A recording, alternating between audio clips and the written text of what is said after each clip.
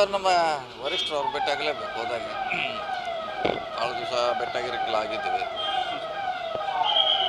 So ಅಷ್ಟೇ, ಅದೇನೇ ಭೇಟಿ ಸಹಜ ಭೇಟಿ ಅಷ್ಟೇ. ಏನಾದರೂ ಹೊಸ ರಾಜಕೀಯ ಸಂಚಲನ ಸೃಷ್ಟಿಯಾಗುವ ಸಾಧ್ಯತೆ ಸರ್ ರಾಜ್ಯದಲ್ಲಿ? ಅದು ಯಾವುದೋ ಲಕ್ಷಣ ಕಾಣ್ತಾ ಇಲ್ಲ, ಅದು ಹೇಳಿರಲ್ಲ ಅಂಥ ಲಕ್ಷಣ ಇಲ್ಲ.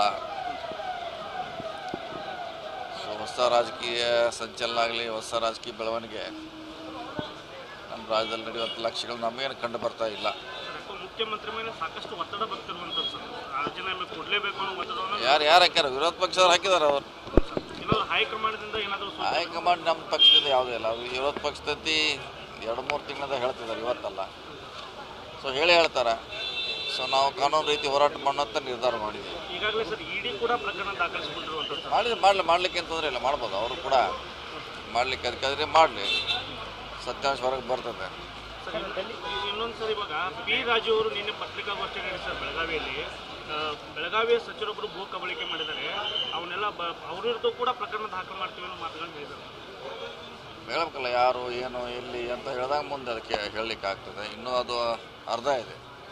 ಅವ್ರನ್ನ ಪೂರ್ಣ ಹೇಳಿದಾಗ ಪೂರ್ಣ ಪ್ರಮಾಣದ ಪ್ರತಿಕ್ರಿಯೆ ನಾವು ಕೊಡ್ತೀವಿ. Okay sir.